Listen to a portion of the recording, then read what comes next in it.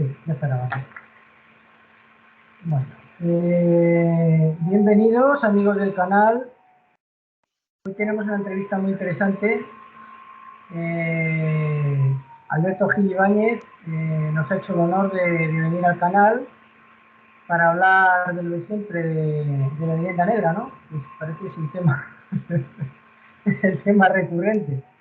Bueno, yo pienso que hasta que no acabemos con la leyenda negra no hacemos nada. O sea, lo primero es la primera tarea, ¿no? Claro, claro. Yo opino eso, vamos. Bueno, él es doctor en Derecho y en Ciencias de las Religiones y su último libro es La guerra cultural, los enemigos internos de España y Occidente, del 2020, de editorial Almuzara. ¿Quién nos ha dado el contacto para hablar con él? Así Muy que, bien. bienvenido, Alberto. Y Pues yo no nada, sé, muchas gracias. Yo no sé si empezar, se me ocurrió, yo te dije, preguntar a los seguidores que hicieran unas cuantas preguntas, ¿no? Más que ellos porque participaran. Quizá las digo al principio y si quieres hacer así lo contestas así brevemente y ya seguimos con lo otro, ¿te parece? Vale, yo a ti no te veo, pero supongo que es normal. Si Ah, la gente te ve, estupendo. Yo a ti no te veo, pero bueno. no, no te pierdes mucho tampoco. Bueno, si me veis, yo te oigo, o sea que puedo ¿No te veo? contestar. ¿Ven? Pues a mí ha desaparecido la pantalla. Pone TE, pero Del no, Skype, a lo mejor salgo ahora. A lo mejor salgo bueno, ahora, ¿no? Bueno, solamente pues te decía.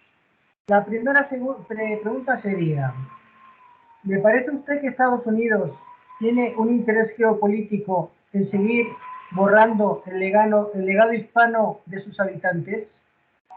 Dice que es de Eh, un hondureño que está estudiando en California, pero que planea regresar a casa en cuanto pueda. Así que se refiere... bueno, sí, bien. Primero le tendría que decir a este amigo hondureño que su casa es también California, porque California, Texas, Nuevo México, Arizona, tantos sitios, ¿no? ¿Verdad? Fueron parte del Virreinato Nueva España y por lo tanto del mundo hispano al que él pertenece. Debería en California sentirse como en su casa. Esto es la primera lección, creo, que tenemos que aprender los hispanos. Estados Unidos es un país evidentemente consolidado en los últimos 2 siglos, pero es un país construido, bueno, artificialmente, donde bueno, había tribus indígenas, por supuesto, casi todas desgraciadamente esquilmadas, porque el hombre blanco que llegó allí fue con Winchesters y cortaba cabelleras. Es una cosa curiosa porque todo el relato se ha fabricado Hollywood, ¿no? Hollywood es el gran maestro de la historia prefabricada que ha conseguido que veamos los demás a los indios del norte como salvajes que cortaban cabelleras. Bueno, quien cortaba cabelleras eran los colonos, les pagaban por indio muerto.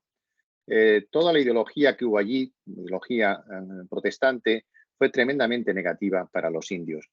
Entonces, lo primero que decía este amigo hondureño es que se sienta en su casa y que 2/3 de la actual de Estados Unidos fue un día hispano. Y en todos esos territorios se hablaba español. Se hablaba español antes que el inglés. Incluso los indios convivían pacíficamente con los misioneros españoles. Fray Junípero Serra tiene alguna estatua que ahora quiere encargarse.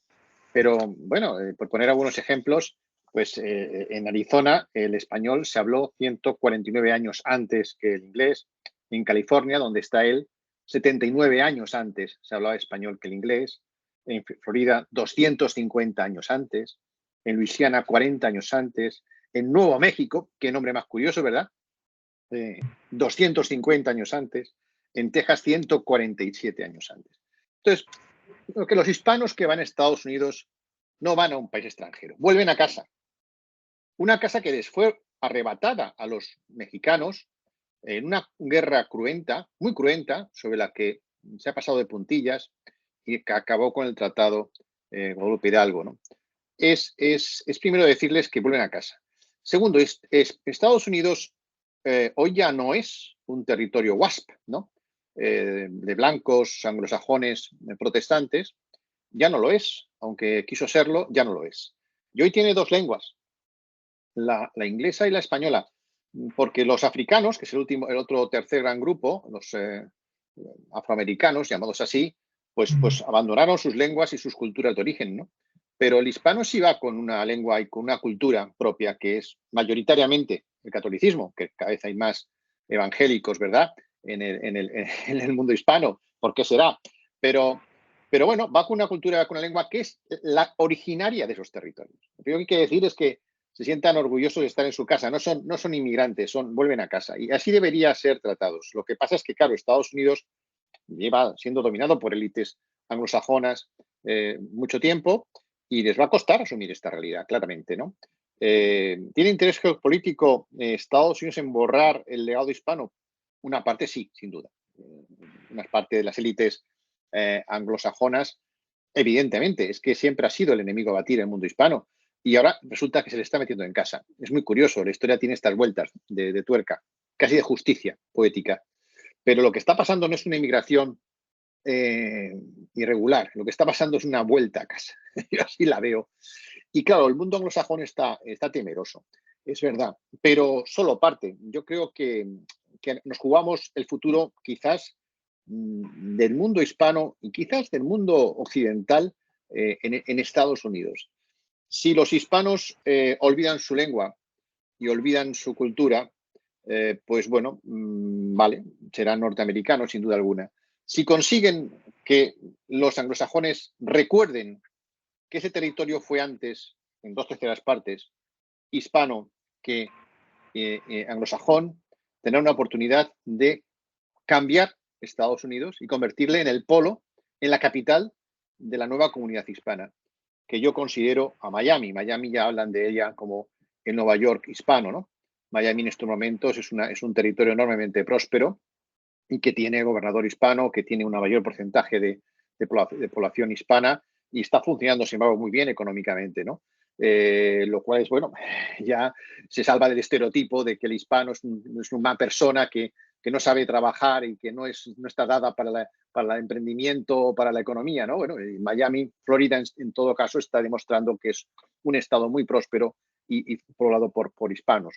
Si esto se consigue como éxito, y hay organizaciones en esta línea, aquí en España tenemos Spanish Legacy, que está intentando hacer acuerdos con autoridades americanas, por ejemplo, en el mundo de la Armada, que el primer almirante norteamericano fue de origen español, entonces, Ferragut, mallorquín. Es decir, que hay muchos lazos, hay demasiados lazos, nos deben la independencia, en la primera ciudad fue San Agustín, fue española, en fin, hay tantas cosas, los American Trials, ¿no? los grandes caminos que son ahora legado, también patrimonio nacional, ¿no? Es decir, hay tantas cosas que si Norteamérica consigue sacudirse, bueno, no digo el complejo, pero esa suspicacia frente a lo hispano que ya resaltó brillantemente Philip Powell en ese fantástico libro, ¿no? The Tree of Hate, el árbol del odio, donde demostraba que en las escuelas se enseñaba a odiar al mundo hispano en Norteamérica. Es decir, hay mucho que hacer, pero también mucho que ganar. Es decir, si conseguimos que demográficamente, bueno, parece que está ahí, ¿no? La idea de que en Norteamérica vuelva a ser un país hispano, al menos mitad hispano, co-hispano, pues sería quizás un punto de cambio geoestratégico fundamental para el mundo, para Occidente y también, por supuesto, para la comunidad hispana, ¿no? Pero claro, también eso depende de los hispanos que están allí, que no olviden su cultura, que no se dejen someter al imperialismo cultural anglosajón, que recuperen, que reivindiquen el pasado hispano de Estados Unidos. Son los propios hispanos que están allí los que deben hacer este juego. Y luego el mundo anglosajón, bueno, que si es honrado y honesto, debe aceptar también este hecho, es un hecho histórico. Es decir, Estados Unidos fue antes hispano que anglosajón, es algo evidente, ¿no? Si para bueno, recuperar su propio pasado, sus propias raíces, pues no debe ocultar este hecho. Hay organizaciones que ahí están, es decir, en Pensacola todos los años hay un ritual donde se hace honores a Bernardo de Galvez, en San Agustín también. En fin, hay algunas personas que están recuperando este tipo de legado, pero todavía son una minoría. Hay también suspicacias, hay también miedo a perder el poder, a perder la preponderancia cultural y política del mundo anglosajón en Estados Unidos. Y eso evidentemente está ahí. Pero frente a otras minorías culturales, frente al mundo asiático, al inmigrante asiático, frente al inmigrante pues, africano o frente al inmigrante de otros territorios, el inmigrante hispano no es un inmigrante cualquiera en Estados Unidos. Es uno de los pobladores originarios. Vuelve a casa, porque ese territorio también, como digo, fue español. Y esto es importante que lo sepamos todos. Entonces, ¿tú piensas que puede haber como una fusión que sería muy interesante entre lo anglo y lo hispano en Estados Unidos? Con el tiempo, dentro Para de mí, 50, 100 años. No creo que antes. bueno, a ver, esa es la esperanza, ¿no? En estos momentos, el mundo anglosajón siempre ha visto al mundo hispano como su competidor y siempre ha sido nuestro enemigo a batir. De hecho, bueno, pues podemos hablar Claro. mucho de que estuvo detrás de las independencias, estuvo detrás de todo lo que es la pobreza realmente de América, es por culpa del mundo anglosajón, tanto Inglaterra como Estados Unidos. Pero eso hoy está cambiando, porque el enemigo del mundo anglosajón ya no es el mundo hispano, el enemigo del mundo anglosajón es China, y es quizás el mundo árabe y es incluso Rusia. Entonces tiene cosas más importantes de las que preocuparse. Por ejemplo, en estos momentos el gran competidor en América, en pleno geoestratégico, es el poder chino que está invadiendo económica y culturalmente a la América hispana. Y eso a Estados Unidos le debe preocupar. Es un momento de unir fuerzas. Por eso estamos en un momento quizás clave. Si las élites WASP se dan cuenta de este fenómeno y reconocen al mundo hispano como su aliado natural y dejan de querer machacar a lo hispano, sino, bueno, aceptan que es parte de la misma cultura, al fin y al cabo todos vienen de Europa, eran inmigrantes europeos que se presentaron allí y se fusionaron con el mundo indígena. Bueno, los españoles, los ingleses lo arrasaron, ¿no? Pero bueno, entonces hay una oportunidad porque Estados Unidos si consigue ser bilingüe, y tiene mucho sentido porque sería algo positivo para el mundo, para Norteamérica, ¿no? Porque junto al inglés, tener al español como lengua de guerra comercial es importante. Y luego, si reconoce su pasado y ve a los hispanos que cada vez están más integrados y en muchos sectores pues no se entiende, la economía norteamericana depende mucho ya de la aportación de los hispanos, ¿no? Si ven los hispanos no al inmigrante pobre que viene tal, sino, como digo, a un socio, a un partner, a uno de igual a igual que vuelve a casa, porque en el fondo, si eso se consigue y esa fusión existe y demográficamente puede que vaya así. También es verdad que hay movimientos en contra. Por ejemplo, hay mucho político hispano que tanto del Partido Demócrata como Republicano que son antihispanistas. El enemigo lo tenemos en casa, como siempre. El enemigo más grave siempre es el enemigo interno. Entonces, el gran problema... A ver, sí. Entonces, no solo es el tipo republicano, nacionalista, que ve en el hispano pues un posible contaminante de la cultura pura anglosajona, no. Es que los hispanos, que claro, se han adaptado, han querido adaptarse, les han dejado entrar, incluso el Partido Republicano, ¿no? Pero ¿a costa de qué? A costa de convertirse en punta de lanza contra la hispanidad. Y claro, eso es un problema, ¿no? No todos son así, pero claro, esto no lo ven todos como una oportunidad, lo ven a veces como un problema y por lo tanto se alían con el enemigo. Pero bueno, estamos en esa batalla cultural, que digo yo, estamos en una batalla clave, yo creo que para el mundo es clave, sería muy bueno que Estados Unidos se convirtiera en el primer país anglo-hispano, y esto es posible porque lo fue, o sea, porque culturalmente, porque históricamente es así, tiene una raíz anglo y una raíz hispana, es así, o sea, pueden borrar la historia, evidentemente, pero está ahí. Y lo segundo, porque el español es el segundo idioma más hablado del mundo. Entonces tiene todo sentido que el inglés y el español se unan contra el chino, por ejemplo, o contra el árabe, o contra otras culturas muy potentes. Si Estados Unidos ve esto como una fuerza, y los hispanos también se lo creen, y dentro de Estados Unidos peleamos por esa tarea, pues yo creo que hay una oportunidad. De hecho, yo considero que la comunidad hispana, si no hablamos de este tema, pues la capital hoy es en Miami, ya no es, de luego no se está en España, ni siquiera México, porque México ha renunciado a encabezar el mundo hispano, lamentablemente. México es el país natural que debería encabezar todo esto, pero ha renunciado. Podemos entrar también por qué.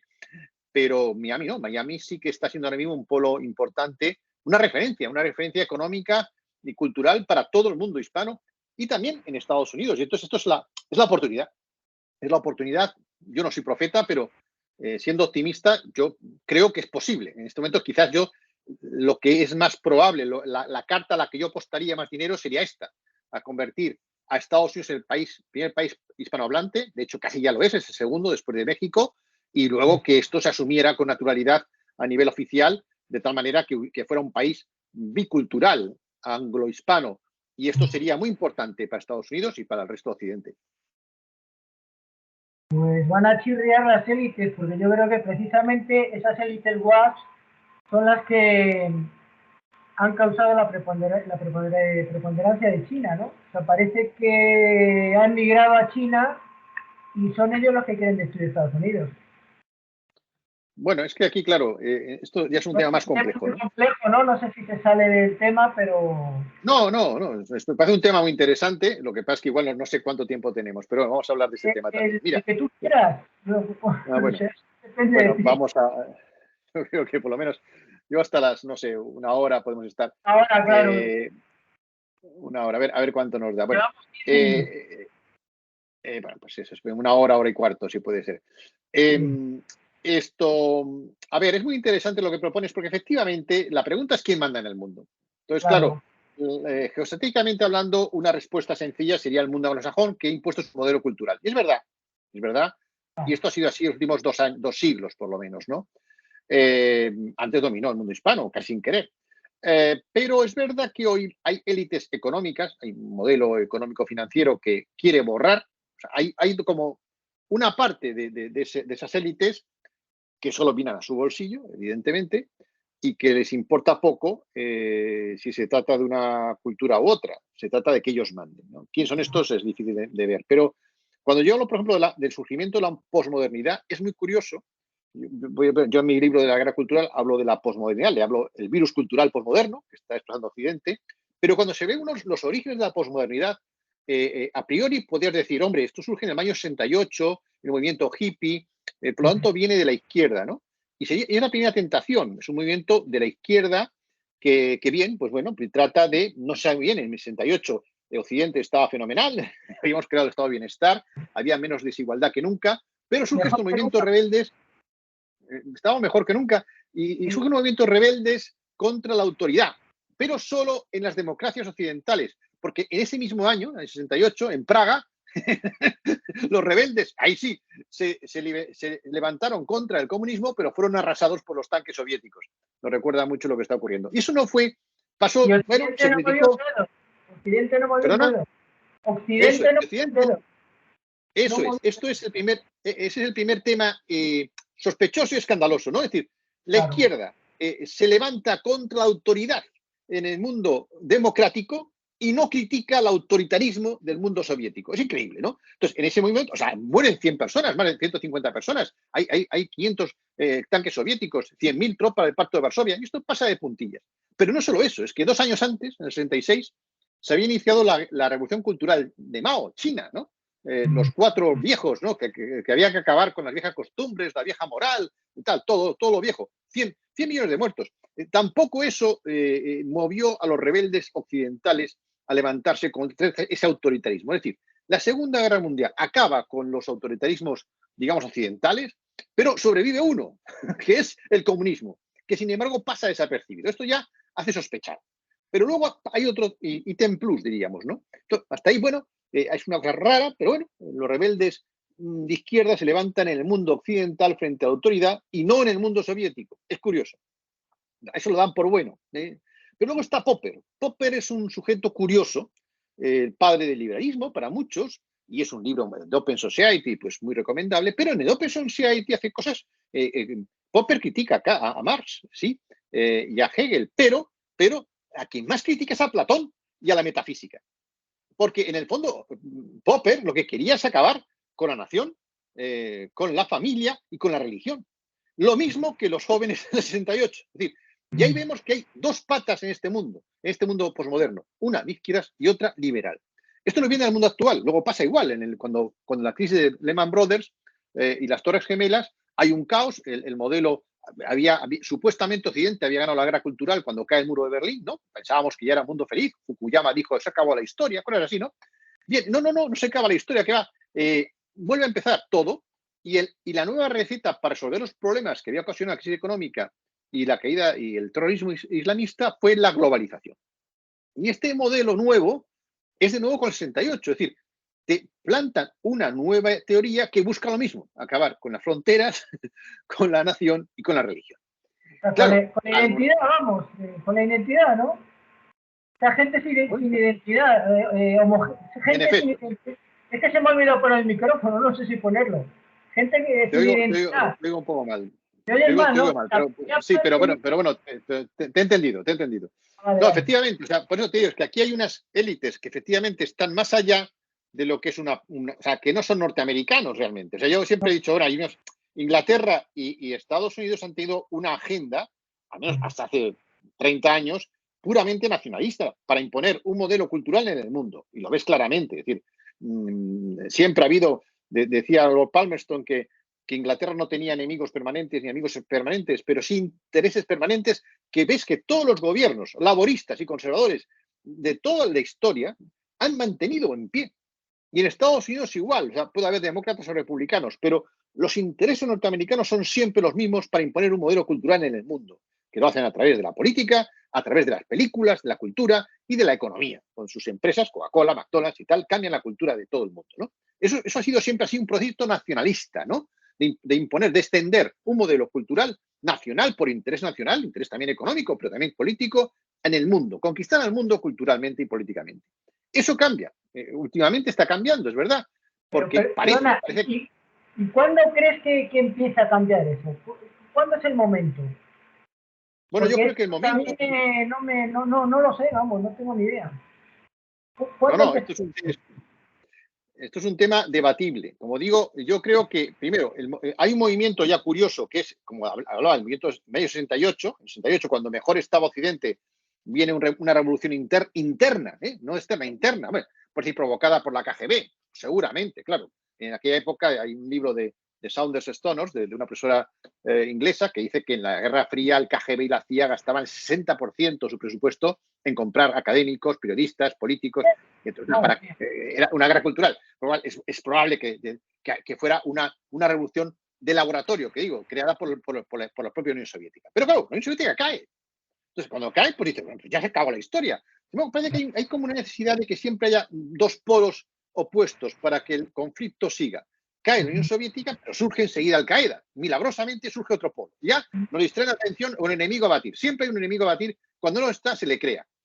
Bueno, ¿y qué pasa? Que en un momento dado parece que el mundo, por cómo está yendo las cosas, hay algunos que piensan que lo que es el Estado-Nación, que ha sido la creación más, importante de los últimos 3, 4, 5 siglos, ¿no? Y que ha dado estabilidad al mundo, pues ya no sirve. Ya no sirve porque, ¿por qué? Pues porque hay demasiada gente, por lo que quieras, porque la economía pide romper eso, y entonces hay gente que sus negocios son ya multinacionales y que ya no les basta tener una nación de base, que van donde más barato producen. O sea, yo, por ejemplo, digo que hay un problema moral en Occidente.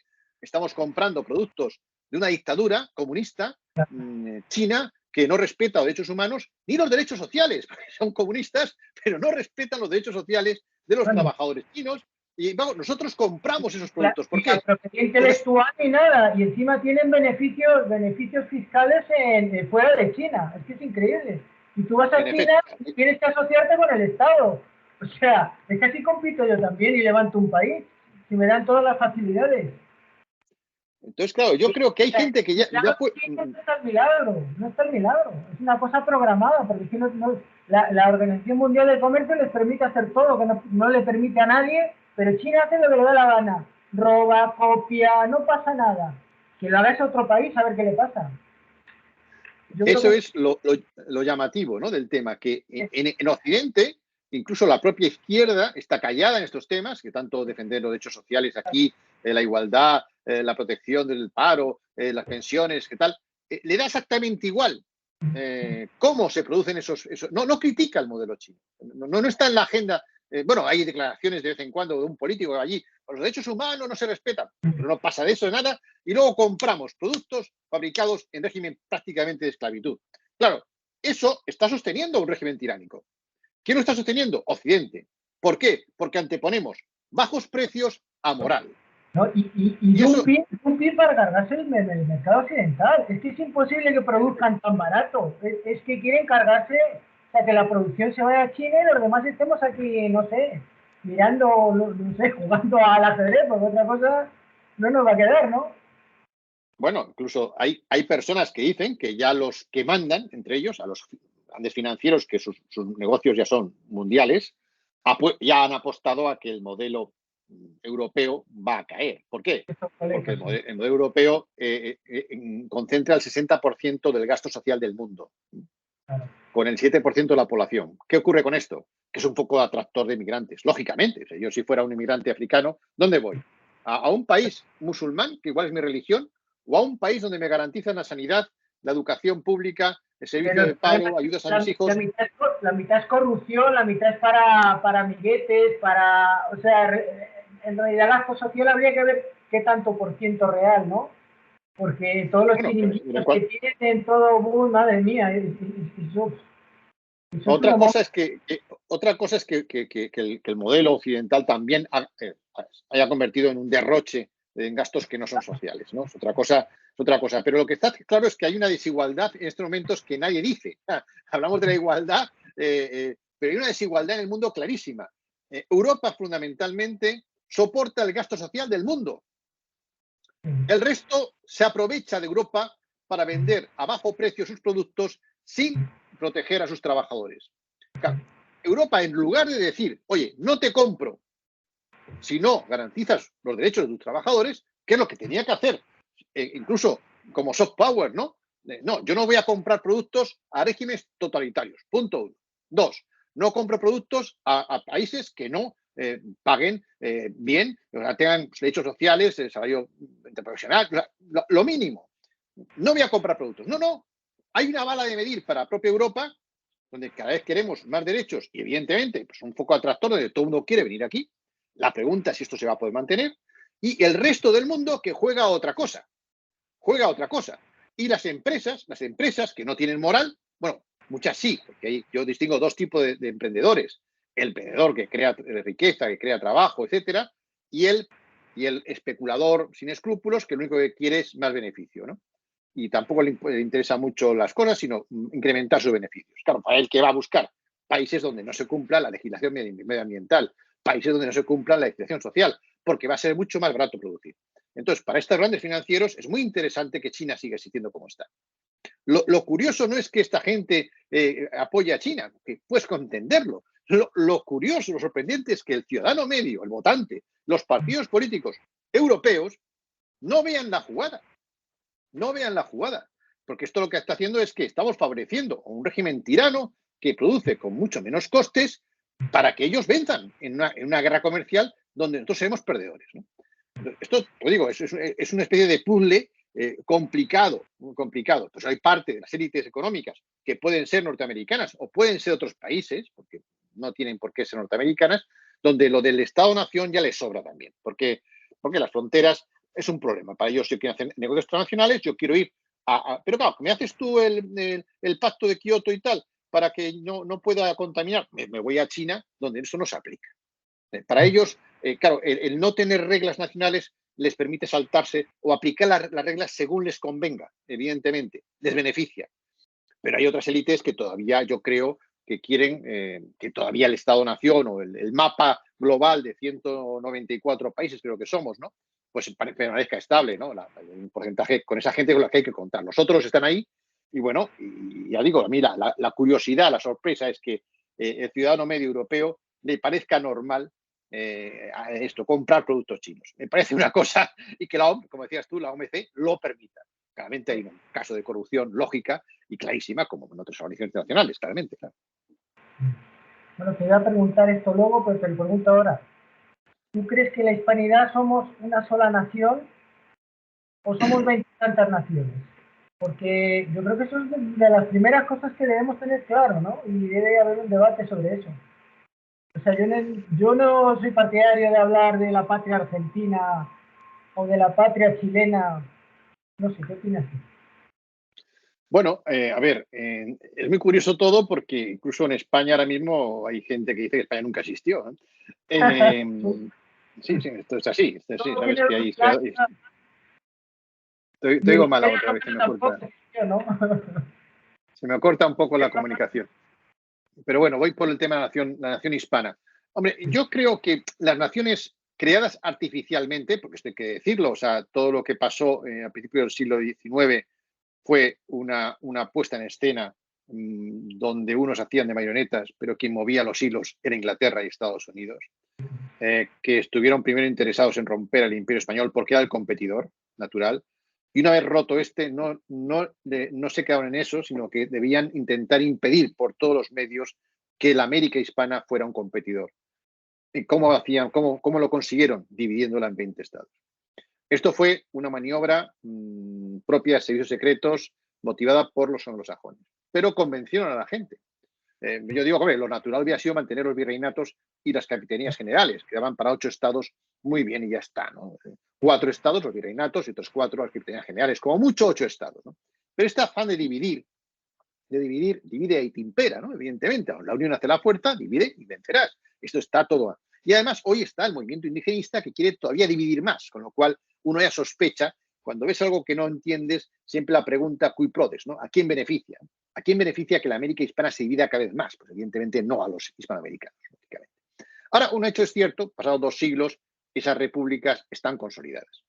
Es verdad que lo han hecho de manera artificial, que no existían previamente, que se las inventaron, que han creado un relato histórico manipulado bueno, como todos los gobiernos realmente, salvo el español. Yo digo que hay 3 tipos de países, los que crean su propia historia, los que crean su historia y la de los demás, eso ya sabemos cuáles son, ¿no? Estados Unidos, Inglaterra, Francia, y los que dejan que otros creen su historia, ¿no? Este es un caso único, que es España, es el único país que deja que los demás crean la historia española, ¿no?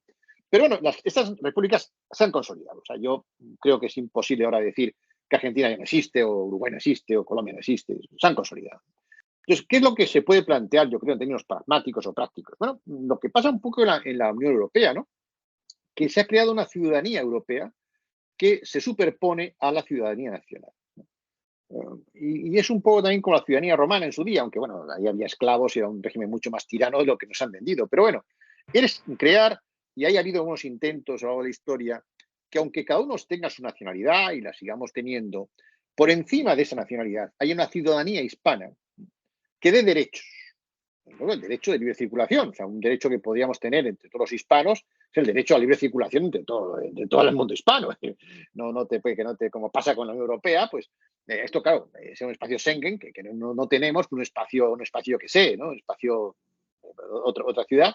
El problema es que España tiene lo de la Unión Europea, sería un problema, pero una ciudadanía hispana que diera derechos políticos, derechos económicos, derechos culturales.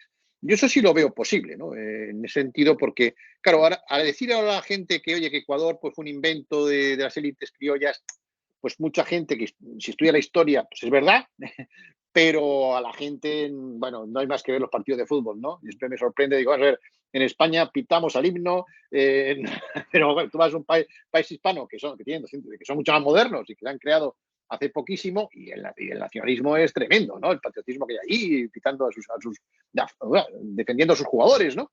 Con lo cual eso es una realidad consolidada, no puedes ir marcha atrás. En la historia no puedes ir marcha atrás, pero sí puedes cambiar un poco las dinámicas, como digo, plantear esa ciudadanía hispana que diera unos derechos por encima de la propia nacionalidad y que nos uniera a todos, ¿no?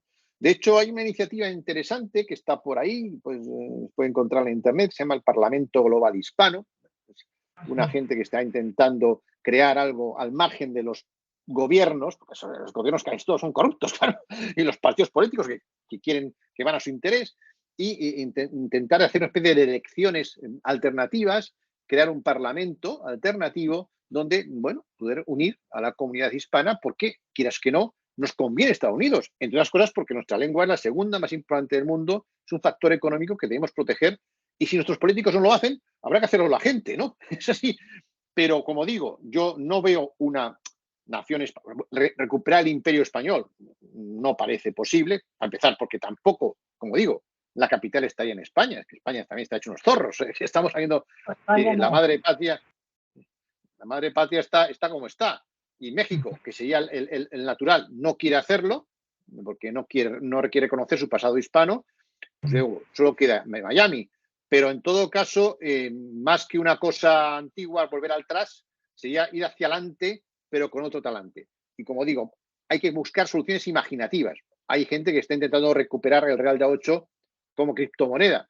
Hombre, ya con las criptomonedas están en crisis, ya no sé si se puede hacer. Pero bueno, me pareció una idea interesante, ¿no? Bueno, pues a las márgenes de las monedas nacionales que impiden el negocio, porque lo que había que tener es una moneda única en el mundo hispano, es que la tuvimos. El Real de A8 la tuvimos por recuperar el Real de A8. Yo incluso le quería rebautizar el Real Indohispano, el rey, ¿no? Y le pondría de himno a la ranchera esta mexicana de y sigo siendo el rey, ¿no? Pero claro, había que acudir ya a soluciones de blockchain, o sea, utilizar la tecnología para sortear el problema máximo, que son los políticos. Es decir, el problema es que los políticos en estos momentos no están en esta labor. No, Y no. entonces hay que saltar el nivel político. ¿Cómo lo haces? Pues con soluciones imaginativas, como este del Parlamento Global Hispano, como en Internet. Es verdad que hay gente que habla ya de ciberhispanidad. O sea, quieras que no, en el mundo de Internet hay ya una comunidad hispana, la comunidad que habla español. Entonces, eso aprovecharlo. En fin, hacer cosas por nuestra parte, porque si esperamos que nuestros políticos No, tomen no. iniciativas, vamos sentados. No, los políticos son los empleados de las élites, o sea, ellos no hacen absolutamente nada, ellos hacen lo que dicen. Y lo peor, claro, quieren que pensemos que son tontos y de tontos no son nada. O sea, ellos lo que nos quieren hacer creer es que, bueno, son incompetentes y, bueno, que se meten la pata. No, no, no. Ellos obedecen órdenes y punto, y ya está, ni más. Y lo que tú dices, lo que hay que hacer es ganar la guerra cultural, porque ganando la guerra cultural lo tenemos todo. Y Internet yo creo que está infrautilizado todavía, ¿no?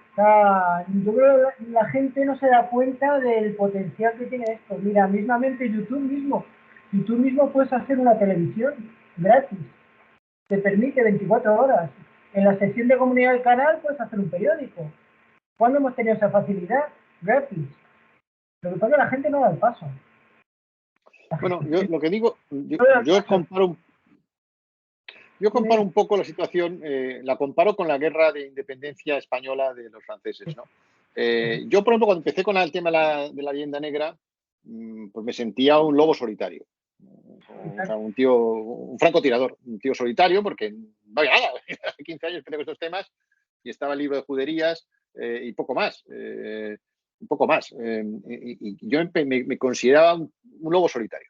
Luego empezó a surgir más gente, sobre todo gracias al éxito de Elvira Roca y su imperofobia, y ahora somos guerrilla. Ahora estamos en estado de guerrilla.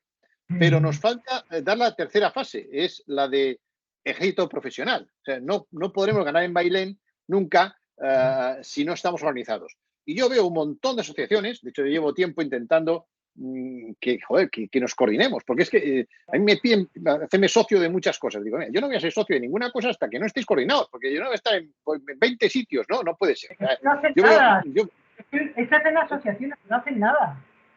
Luego no o hacen no hacen nada. nada o están infiltradas, oye, que algunas están infiltradas, porque yo creo que en cuanto surge alguna cosa interesante se pelean enseguida y se rompe, Ah, pero hay claro. mucha gente haciendo cosas por sus asociaciones, fundaciones, institutos, tal, pero falta el plan maestro, falta el plan maestro. Es decir, cada uno hace la guerra por su cuenta, pero bueno, no tenemos esa estrategia que han tenido siempre el mundo anglosajón, de dónde vamos todos juntos. Y cada uno igual puede hacer, tiene su sensibilidad, porque en el mundo hispano hay sensibilidades distintas. Están los que unen hispanidad con el catolicismo, hay gente que lo une con el liberalismo, hay gente que lo une con la lengua, hay gente que lo une con el iberismo, es decir, ahora quieren, por ejemplo, hay una fuerza importante, es la iberofonía, hay gente que está proponiendo desde una Fundiver, que es una fundación de universidades iberoamericanas, unir al español y al portugués en el mundo. Hay otra línea de trabajo, ¿no? Pero como ves,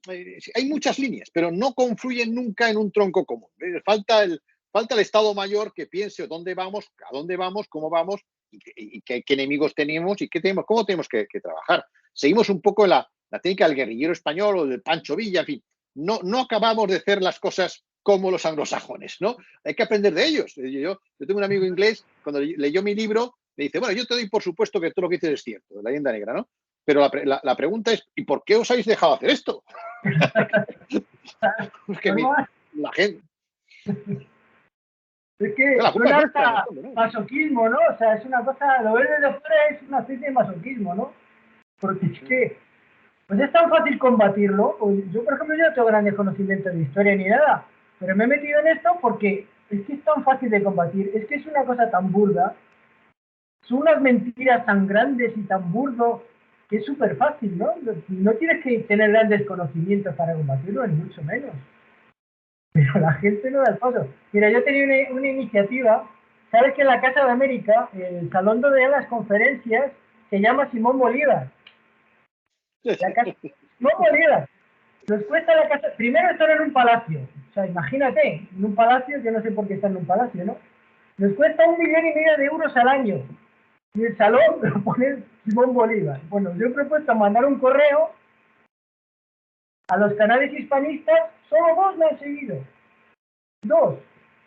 Y deben haber mandado porque la Casa de América ha bloqueado su correo, ¿no? O sea, si lo hubieran visto todos, les mandamos 400 o 500 correos y eso hace. Eso le digo, uy, aquí ya esto ya no me huele bien, ¿no?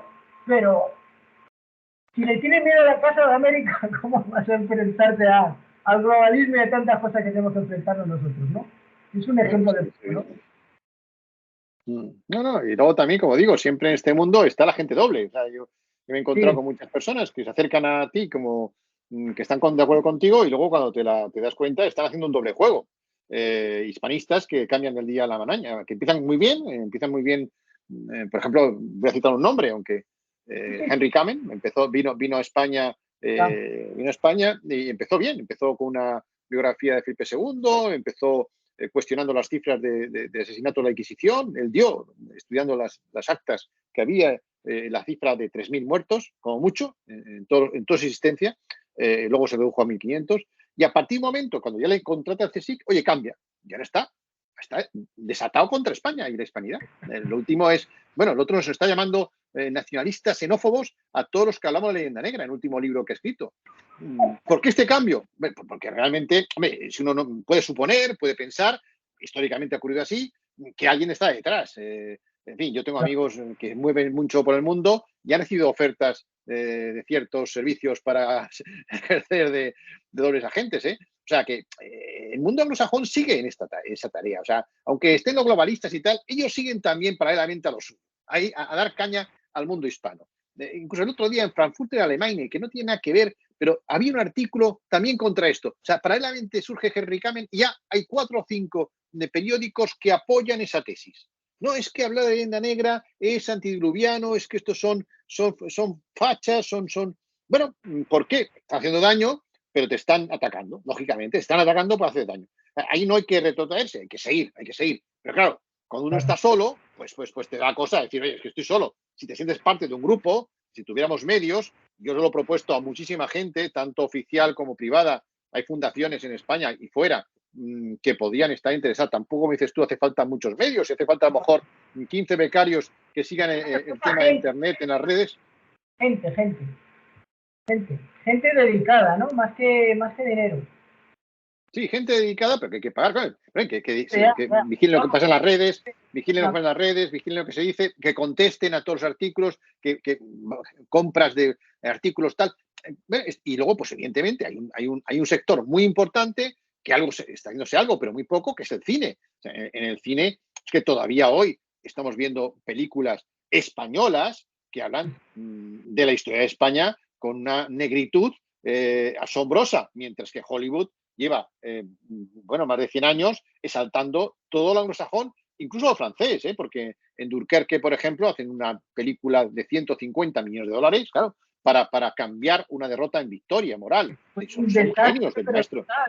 porque Hitler les permitió, pero ahí los podía haber aniquilado, que habría que pensar por qué Hitler los permitió también, ¿no? Que es bien sospechoso, ¿no? También Bien daría para otra charla que por qué sospechoso. Hitler les dejó y por qué Hitler se fue a Moscú.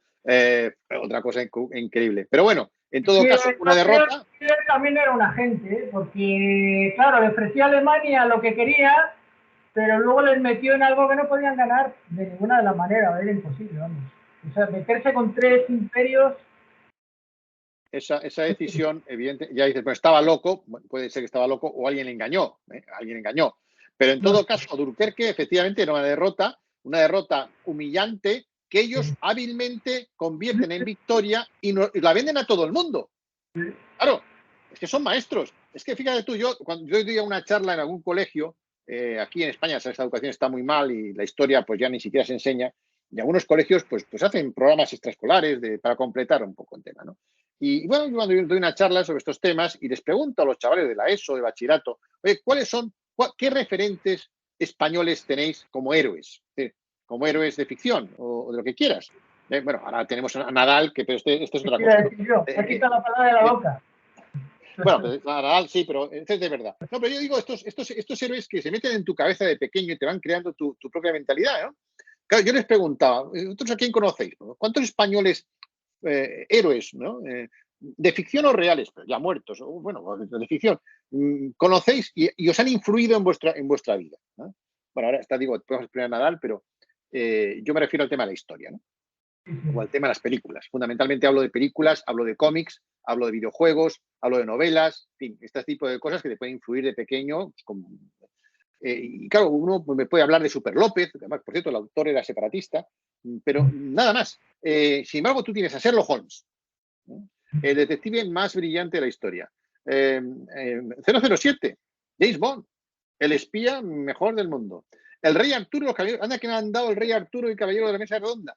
O el rey Ricardo Corazón de León, que era un sabandija, reconvertido en héroe por una figura también que no existía como Robin Hood. Bueno, con estos 5 personajes, todos de ficción, o a los que has adulterado su vida, están manipulando no solo al pueblo inglés, que evidentemente ve aquello y da un estirón, te pones un poquito más alto, ¿no?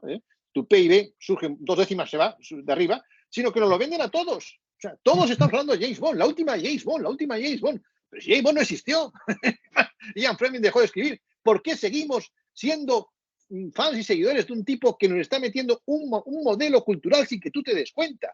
Porque claro, el MI15, MI16 es el mejor servicio que todo el mundo.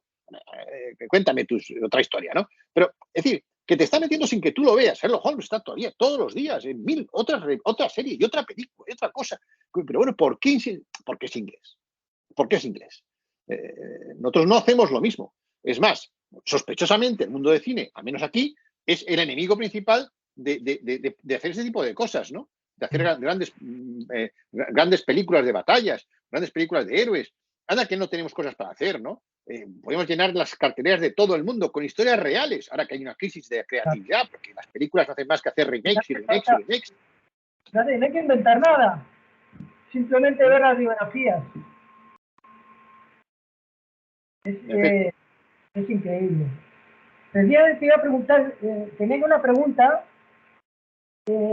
iba a decir, ¿no crees que los ingleses son maestros en optimizar sus recursos y conseguir mucho con muy poco? O sea, ¿no son maestros en infiltrarse tras las líneas enemigas y hacer una labor de zapa? Me refiero a sus agentes en los territorios de sus diversos enemigos, ¿no? O sea, por ejemplo, habrás visto la película esa que se llama Queimada, ¿no? De Marlon Brando, ¿te suena? Sí. Que es de un agente inglés la he visto. que no la he visto. Que la vi, pero hace tiempo, no me acuerdo. Bueno, pues se supone que es una agente, se supone que son isla portuguesa, entonces el agente inglés monta allí la de Dios. Hay una revolución de los negros, luego la manipula él, en fin, se hace con la isla él solito. Y eso sí ha ocurrido, ¿eh? Por eso yo creo que esta gente es admirable en ese sentido, ¿no? O sea, con muy pocos medios, porque realmente Inglaterra es un país que no tenía riquezas naturales, no tenía nada, ¿no? Entonces su crecimiento ha tenido muy claro, ¿no? O sea, ellos han visto que Inglaterra tenía sido una flota, porque luego en tierra les daban soberanas palizas, ¿eh? En tierra han sido muy malos. Y ellos lo que les ha salvado la flota. Y siempre han tenido muy claro lo que tenían que hacer y sus recursos los han utilizado muy bien. Sin embargo, yo creo que España los ha derrochado, ¿no? O sea, se metió una serie de guerras, una serie de historias que es que era imposible, ¿no? Que no se podía a veces me hacen críticas de esto, ¿no? Pues yo digo que España contra el mundo no puede luchar, ¿no? Contra los ingleses, Bueno, contra los protestantes, contra todos, ¿no? Y luego eh, su mayor extensión, que fue América, a la corona no le costó prácticamente nada, cero recursos, muy poco. O sea, precisamente las expediciones que eran de la corona solían ser un fracaso, ¿no? Los particulares eran las buenas, ¿no? Pero las que mandó la corona iban muy mal. Y se conquistó América, pues nada, a pecho descubierto prácticamente, ¿no? Sin embargo, se metió en una serie de problemas que a la larga, pues pasó lo que tenía que pasar, vamos, yo opino eso. bueno, claro, es el tema que esto da para 2 horas, ¿no? Claro, primero, por ir por partes, ¿no? Digo, Inglaterra, el mundo anglosajón, Inglaterra, luego Francia, pero sobre todo Inglaterra, inventa el arte de la propaganda. El arte de la propaganda a raíz de la imprenta, por eso dicen, no, es que todos los países han tenido leyenda negra, no, cuidado, o sea, es que España inventa también la leyenda negra como sujeto pasivo, porque la imprenta es lo que permite la leyenda de propaganda, el arte de la propaganda. Antes, para tú imponer un modelo cultural, tenías que dominar el terreno. El Imperio Romano impone su cultura, pero porque primero impone su poder.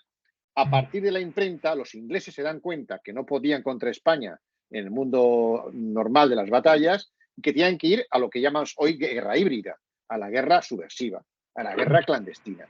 Y en eso invierten.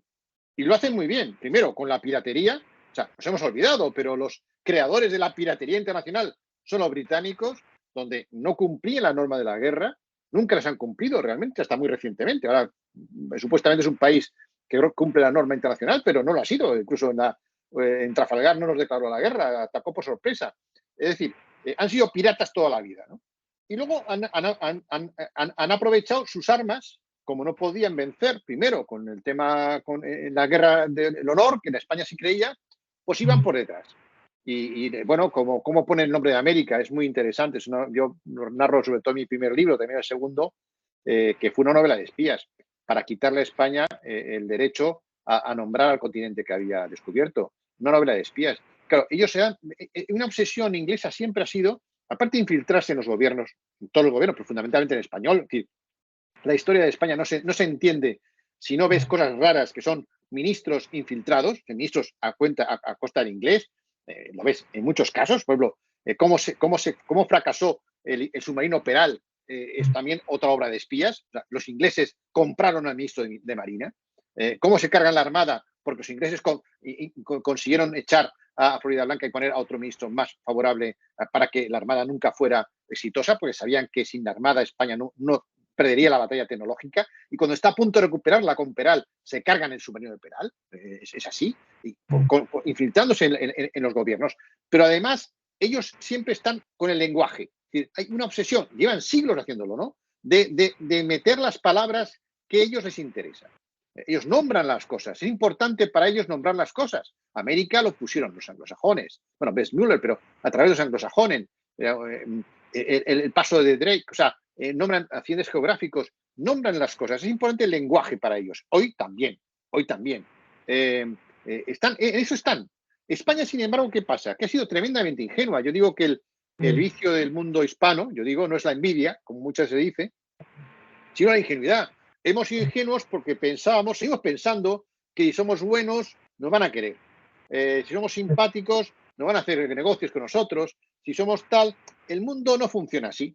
El mundo en la realpolitik es otra cosa y la gente te dice una cosa de cara y por detrás hace una jugada para llevarse el negocio. Pero luego ellos no han hecho nunca nada, ¿no? Pero por detrás te están jugando la jugada. O sea, y el español sigue creyendo en la honradez, en el honor, en esas cosas que los demás solo lo hacen como fachada, porque por detrás están jugando de otra manera, ¿no? Y ahí hemos sido tremendamente ingenuos y nos hemos dejado robar la tortilla, no una, 1000 veces. Y nos hemos dejado infiltrar, aunque también es verdad que ha habido, o sea, que hemos tenido servicios secretos y que hemos tenido también intenciones de infiltrarnos en.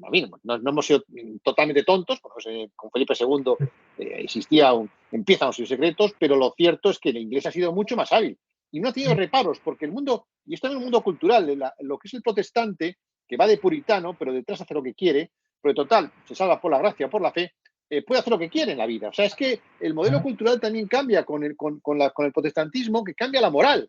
claro. Mientras que el católico tiene que confesarse de sus pecados, De ahí viene aunque sea todo. ateo. Es lo que no entiende la gente. Todo viene de Lutero. O sea, si tú no te vas a condenar, ¿por qué te vas a portar bien? Si Dios está elegido ya, ¿por qué te vas a portar Bueno, bien? Es que no tiene. Yo creo que viene de ahí todo, vamos. bueno, digamos que o sea, ahí lo que viene es la separación. Había un mundo, el mundo iba hacia una dirección, que era en convertirse en una monarquía Y universal. además, si eres rico, Eh, significa que Dios te ha elegido. Además, ¿no? Porque en España podía ser un conde, podía ser un mendigo, pero todos tenían alma, todos a ese nivel estaban de la categoría. Los ingleses no. Tú eres rico, oye, pues eso significa que Dios te ha elegido. ¿Por qué te vas a portar bien? Si te vas a salvar por la gracia de Dios, o sea, no por tus méritos no importan. Y entonces, claro, para mí eso es inmoral y la sociedad anglosajona se basa en eso, vamos, la protestante en bueno, general. efecto. Sí, sí, bueno, lo que hay, yo creo, hay una mezcla de política y religión. Los príncipes alemanes querían independizarse del poder de Roma. Roma, es verdad que en aquella época pues había corrupción, los papados, las indulgencias, Y de pero paso, y de paso fundamentalmente era robar un a la, tema político. y de paso robar a ¿Eh? la iglesia también. Y de paso Sí. robar a la iglesia. Y consiguen una cosa fantástica. Entonces ellos querían independizarse de Roma, tener un poder autónomo y del emperador. Entonces, bueno, de ahí surge el Estado-Nación, realmente, tanto Inglaterra, con el anglicanismo, que curiosamente hoy el jefe de la Iglesia anglicana es la reina, que eso en España sería impensable. Bueno, ahí están los fastos del 70 aniversario, ¿no? Ya quisiéramos nosotros aquí. Bueno, el hecho es que ellos consiguen dos cosas: romper con Roma religiosamente, pero también políticamente, romper el imperio. La idea del imperio que era la Universitas Cristiana. Claro, en tiempos de Carlos V primero y Felipe II había una posibilidad de que crear una monarquía universal con una base católica, que es una religión universal y una política universal, que era el imperio. Esto lo ven como un ataque tanto los alemanes como los ingleses, que dicen, no, no, nosotros nos vamos a estar sometidos al poder del emperador o del papa, queremos ser autónomos. Y entonces ellos crean una religión a medida de su interés nacional, que es lo que la gente no se entera. O sea, Lutero fue uno que pasaba por ahí, o sea, no tiene demasiada relevancia personal. Lo utilizaron los príncipes alemanes para crear una doctrina, luego con Calvino y luego con otros, que lo que suponía era una religión que a ellos les permitía crear un poder autónomo y también poner todo al servicio del Estado y de la economía, rompiendo con la moral y los valores que surgían de la Escuela de Salamanca. La Escuela de Salamanca, ignorada, pero es donde realmente surge el culmen de la filosofía, está ahí. O sea, la filosofía griega, el derecho romano e incluso la religión cristiana, donde consiguen su mayor esplendor es en la Escuela de Salamanca, que hay que leerse a los neoescolásticos, ¿no? Y ahí se busca un modelo económico moral, el liberalismo humanista. Claro, eso no les interesaba a los que querían hacer mucho dinero. Entonces, bueno, por supuesto, los neoscolásticos permiten los negocios, incluso el interés. O sea, son modernos, pero siempre con la recta razón, siempre con una moral detrás. Siempre, y esto el protestante lo lamina.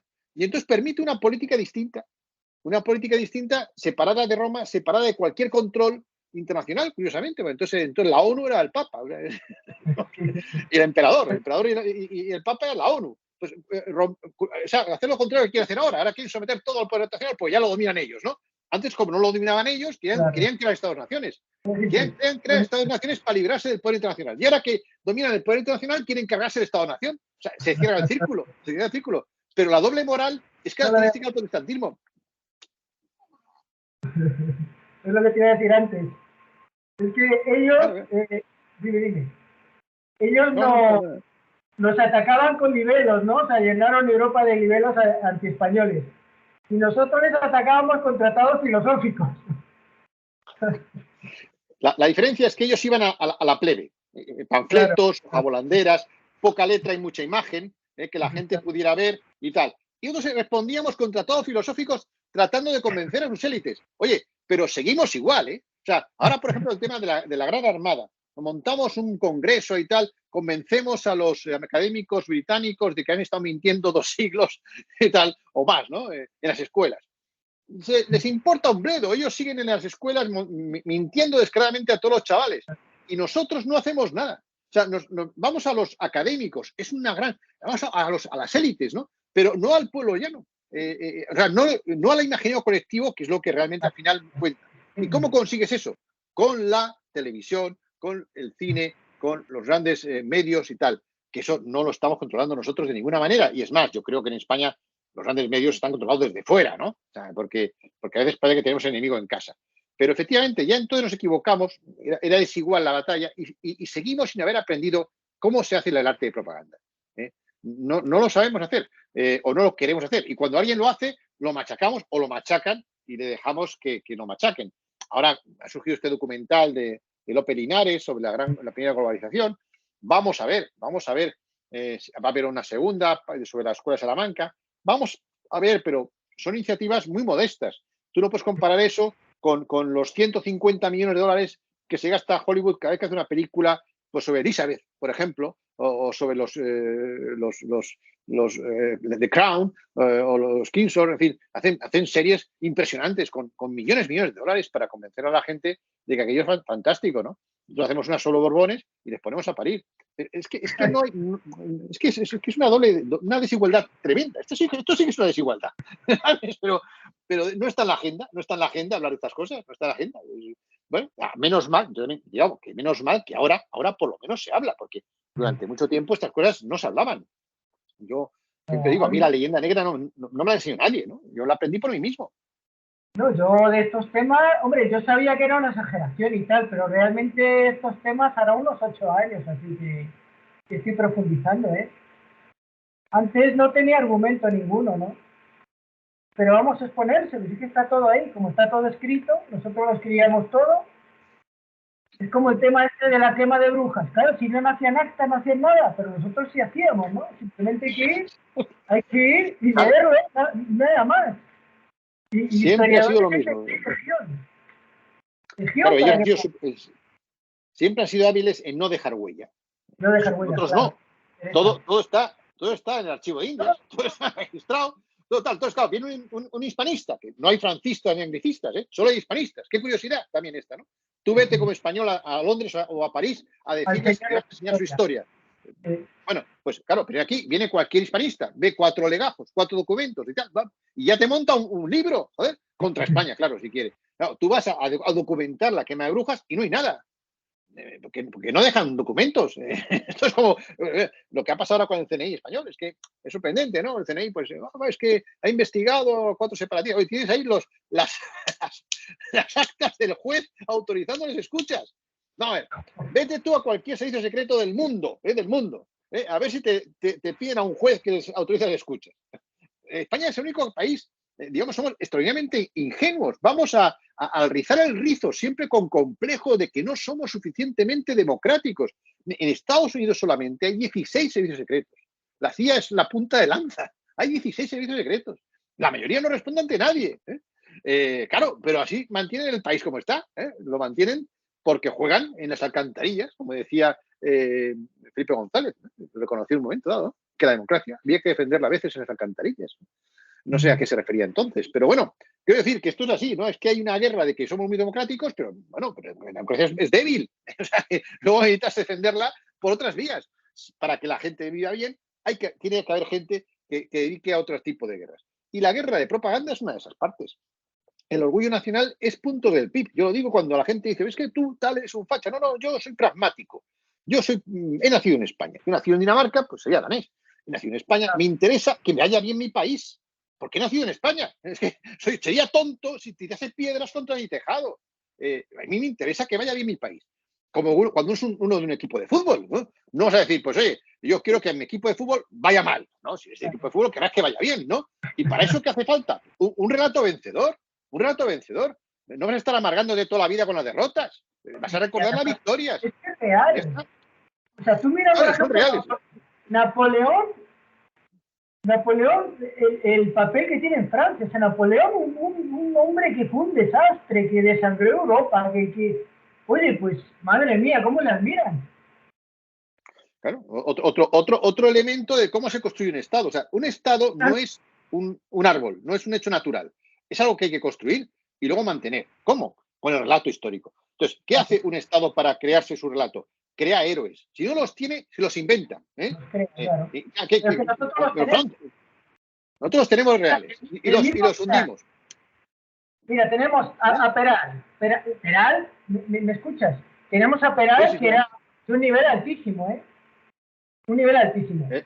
Tenemos a A nivel de Villamil. Tesla. Sí, sí. Y yo creo que lo mataron de disgusto, porque si tenía un cáncer, no sé qué, no murió muy mayor, ¿eh? De tantos disgustos que le dieron, el hombre se murió amargado. Tenemos a Villamil, que inventó el destructor, nada más.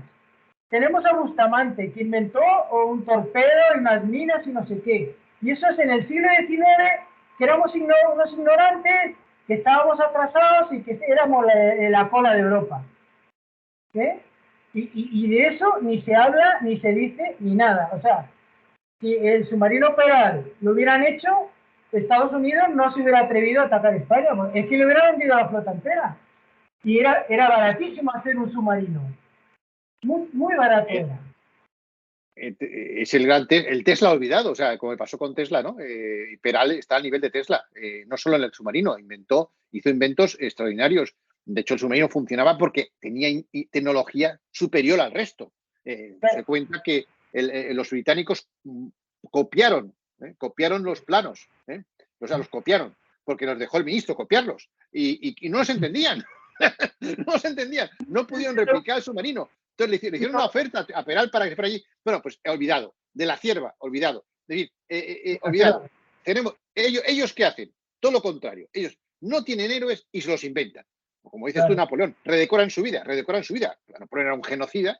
Era además Napoleón independentista era corso. un buen estratega, ni siquiera un militar, porque a la larga, un buen estratega, ¿no? Eso sí, ¿no? Bueno, pero ocasionó 15 millones de Pero muertos en militar Europa. era un genio, ¿no? Nada más. Bueno, pero aún así perdió todo. Era odiado por todo el mundo, incluso en Francia, pero cuando muere, dice Francia, bueno, es que necesitamos crear una nación, es que no existía la nación francesa con la Revolución Francesa, solo hablaba francés el 15% de la población, necesitamos crear una nación. ¿Y qué necesitamos? Héroes. ¿Y a quién tenemos? A este señor que ha llegado hasta Moscú. No tenemos más.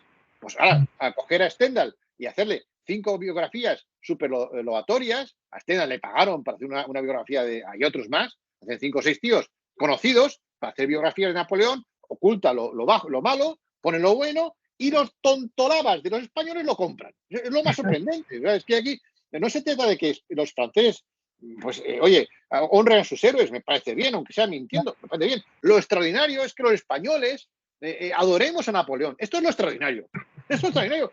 Cuando era un tontolaba, sí, cuando él fue quien acaba con la Revolución Francesa, se autocorona emperador.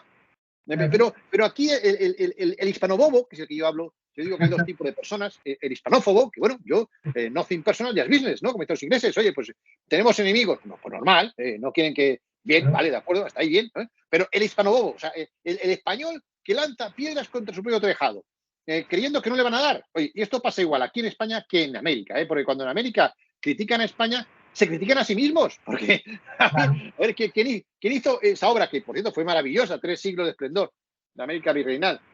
En vez de reconocerla como algo valioso de todos, no, esto fue de los españoles. Bueno, pues ahí había indígenas, todos estaban implicados y fue una cosa maravillosa. Pero es que los españoles se quedan allí. Por lo tanto, los que critican a España son descendientes de los mismos que los critican. Es que no hay ningún sentido. Es un harakiri histórico-cultural constante. Es una cosa absurda. Pero claro, evidentemente, pues esto debe ocurrir porque hay fuerzas que también lo mueven, ¿no? Están muy interesadas en que hay cierto miedo, siempre ha habido. Yo digo que vivimos una ficción en estos momentos de que solo hay dos modelos culturales posibles, ¿no? El liberalismo o el comunismo, ¿no? El capitalismo o el comunismo. No, hay una tercera vía, que fue el liberalismo humanista hispano, que funcionó. En España no, pero en América sí.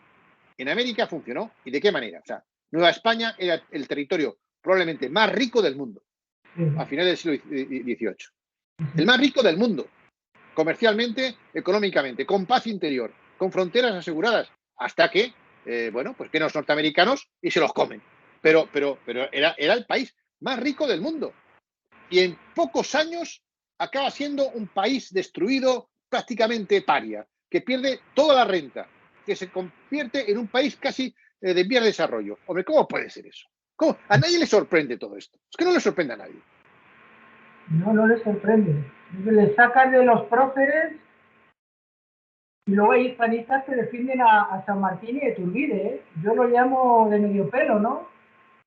Porque de Iturbide, si el problema era una monarquía parlamentaria, luego instauras tú también una monarquía parlamentaria. No, no lo entiendo. Es que todos son excusas, te das cuenta, ¿no? O sea, los de América eran todos excusas. Que si me levanto, porque, bueno, ¿sabes lo que dice este tipo de gente de Argentina? Dice, por ejemplo, que ellos eran más españoles porque los españoles, los peninsulares, se habían cedido ante el francés y se habían dejado invadir. Entonces, ellos estaban guardando las esencias hispanas al independizarse. Eso dicen los sanmartinianos, ¿no? No, Imagínate, o sea, que tu madre está enferma y como está enferma, cojo la almohada y la ahogo, ¿no? La mato, ¿no? bueno, la primera fase, cuando efectivamente secuestran a Fernando VII y a Carlos IV, sí que es verdad que las juntas que se crean en América vienen en nombre del rey, a mantener la continuidad. Yo creo que era una fachada. Yo creo que era una excusa. O sea, luego, yo creo que tanteaban. A ver hasta dónde iban, les dejaban llegar, no tanteaban. Y claro, luego fueron viendo que. Viene. No, que digo que bueno, que yo creo que al principio había de todo, porque de hecho en los bandos no eran. Había de todo. O sea, había peninsulares en los dos bandos, había mestizos en los dos bandos y había indígenas en los dos bandos. Pero donde más indígenas había era en el bando realista, lo cual ya te da una pista de que aquí no era una rebelión popular. Pero pasó igual en Portugal. Sí, cuando los ingleses intervienen, hacen lo mismo siempre. En Portugal, cuando Portugal se separa de la corona española, no había una demanda de la población para hacerlo. Fue una compra de las élites portuguesas por parte de Inglaterra. Y así ha sido siempre. Igual que cuando los príncipes alemanes imponen el protestantismo, el pueblo era católico. No había ninguna demanda popular de hacerse protestante y romper con la iglesia. No había ninguna demanda popular. Era solo acosar a las élites. Y las élites convencen y manipulan a su pueblo. Esto es lo que han hecho siempre. Lo hicieron en América, lo hicieron en Alemania, lo hicieron en Portugal. Y siempre está detrás el mundo protestante, el mundo anglosajón, liando esta, ¿no? Pero bueno, digo, es un tema ya del pasado. Yo creo también que hay que mirar al futuro, aprendiendo, eso sí, de los errores que hemos hecho y también de los errores de apreciación que hemos hecho, porque todo el mundo habla bien de sí mismo, salvo el mundo hispano. Y esto tiene que cambiar. Yo creo que es munición, o sea, esto para nosotros, conocer el pasado, es lo que tú dices, me han hecho esto, ya no me lo vuelven a hacer, porque ya los conozco, ¿no? O sea, si yo en mi casa me roban por una ventana, pues ya sé que tengo asegurada la ventana y por ella no entran más, ¿no? Lo mismo pasa con nosotros. Porque, como tú dices, nos la han jugado y repiten y repiten y repiten, y nosotros, pues, no sé, mirando, no sé dónde mirar, ¿no? Pero no aprendemos, no aprendemos. Y yo creo que esto es muy importante, tenía que haber vídeos como este, miles, ¿no? Para que la gente se dé cuenta de lo que realmente pasó, ¿no? Porque el tema, lo que hablábamos de operar, vamos, que nos hayan estado un siglo contándonos que España tenía barcos de madera, cuando era una flota más importante del mundo. Yo me lo creía que España tenía barcos de madera hace 20 años, ¿no? Yo qué sabía, no sabía nada. O sea, es ponernos de bobos, ¿no? Ya está bien de ponernos de bobos, ya es bastante. En fin, bueno, llevamos ya un minuto, digo, 1 hora y cuarto. Sí, yo creo que si quieres una última pregunta, si quieres, si cerramos, si te parece bien. Una pregunta, sí. Bueno, aquí tengo dos, no sé. Es sobre la palabra imperio. Yo creo que es peligroso usar la palabra imperio, porque, me oyes bien, ¿no? Ahora, otra vez repite, la palabra imperio sí que es... La palabra imperio, porque la gente lo asimila a imperialismo. O sea, lo confunde con los imperios los imperios coloniales del siglo XIX y siglo XX, ¿no? Entonces es un poco peligroso. ¿Qué opinas? Bueno, dos cosas. Yo lo que sostengo, yo lo que domino, lo que últimamente estoy hablando más es de la América virreinal. También es verdad que hay gente que me critica diciendo que sería la América monárquica o la América católica. Pero yo hablo de América virreinal porque realmente el modelo de organización y de gobierno eran los virreinatos. Yo ¿Que también. había virreinatos en otras partes? Sí, pero yo ese nombre me parece que es el más adecuado para denominar los 3 siglos de éxito de un modelo que fue exitoso en América. En España estamos en quiebra porque estamos todo el día peleándonos con todo el mundo por guerras religiosas. Y luego hay otra cosa que yo sí que destaco en tema de imperio. Imperio no se ha utilizado casi nunca para el imperio español. Yo lo recupero porque me parece que hay que recuperarlo, pero no en término moderno, sino considerando que el imperio español es el verdadero sucesor del imperio romano. Claro. Es decir, mientras que el imperio español tiene mala fama, el imperio romano germánico tiene buena fama, ¿eh? Y duró casi hasta el siglo XVIII, el imperio, Sacro Imperio Romano Germánico, ¿no? De hecho, todos de Alfonso X ya quería ser emperador romano germánico, Carlos V, todo el mundo quería ser emperador romano germánico. Sin embargo, si tú lo ves claramente, el mundo germánico no hablaba latín y no seguía a Roma, con lo cual ni era sacro ni era latino. Claro. Por contra, el imperio español sí consiguió trasladar lo mejor del imperio romano a América, en todos los órdenes, en el campo del derecho, pero superando al imperio romano, superando al imperio romano. En el campo del derecho, las leyes de Indias son infinitamente superior a los códigos romanos, es donde llega más alto la modernización. Un ejemplo que pongo en mis charlas es la prohibición del trabajo de los niños de menores de 14 años. Para encontrar algo semejante en Europa hay que esperar al siglo XIX y fue prohibición de niños de menores de 9 años de trabajo. Es decir, en el campo de derecho, en el campo de las obras públicas. Aquí, bueno, los romanos hicieron acueductos y calzadas, pero los caminos reales españoles, las obras hidráulicas impresionantes. Hay un libro ahora de Franz Armesto que habla del imperio de los ingenieros. La cantidad de obras de ingeniería pública y privada que se hicieron en América fue impresionante, ¿no? Habían problemas con las aguas y, bueno, lo solucionaron. Pero las catedrales, es que son impresionantes los edificios. Es que hay 20 ciudades que son patrimonio de la humanidad. O sea, las construcciones, el mundo filosófico y el mundo moral. Porque la religión, con todos los errores que había, la Iglesia Católica, pero España tenía mucho mejor controlados los temas de los excesos, y las órdenes que fueron allí, tanto los franciscanos como los jesuitas como los dominicos, eran en muchos casos modélicas. Hicieron un gran bien. Entonces trajeron un modelo moral también de valores muy alto. Yo considero que el imperio español hay que llamarle el Sacro Imperio Romano Hispánico. Es lo que hay que llamarle, el Sacro Imperio Romano Hispánico. Y entonces ahí ya no tienes el problema de que te equiparas con el imperio británico, que fue genocida, el imperio francés o el belga o el alemán, o sea, imperio del siglo XIX. No, no.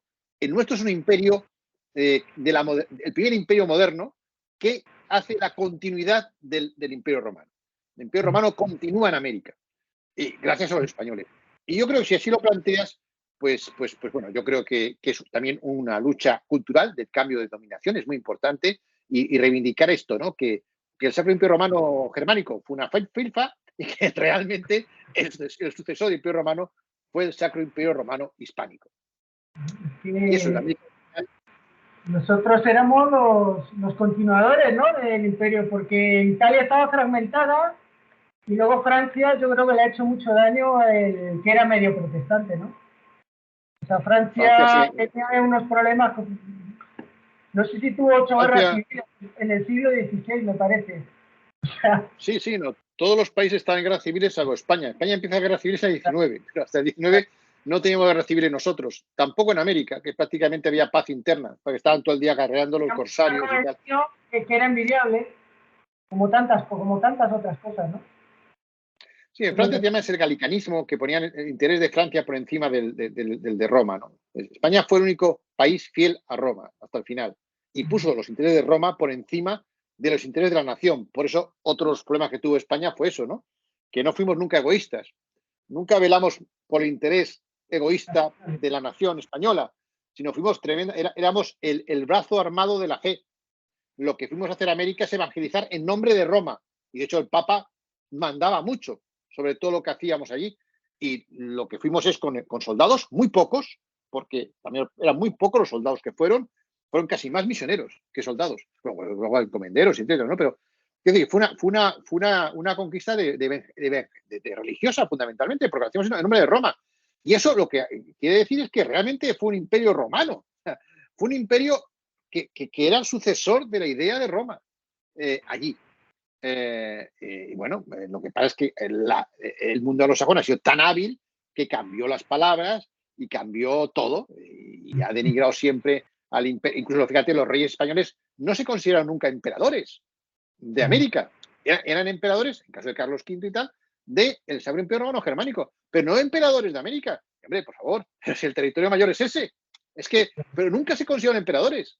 Es una cosa curiosa, por eso yo creo que sí hay que llamar imperio, pero imperio romano germánico, hispano. Muy bien, pues ha estado muy interesante. Muchas gracias por venir. Y nada, cuando quiera repetimos, porque esto es infinito. Yo hablo del universo hispánico, ¿no? Porque empiezas y no acabas. Y vas hilando una cosa con otra y todo interesantísimo, ¿no? Es un mundo. Pues nada, cuando queráis que continuamos. Esto sí, es que es demasiado amplio, la verdad. A veces casi mejor hacer un tema concreto. Un tema, ¿no? Un tema en concreto, ¿no? Porque si no, sí. no es Si no es tan demasiado. demasiado amplio, ¿no? Pero bueno, yo creo que ha estado Pero bien. bueno, a mí me gusta también tratar así por encima, ¿no? Porque para tener una visión, digamos, en conjunto, ¿no? Me parece muy interesante. Bueno, pues muchas gracias, Alberto, y un abrazo fuerte y ya nos vemos otro día. Un abrazo transoceánico, un abrazo transoceánico. Un abrazo fuerte. Hasta luego.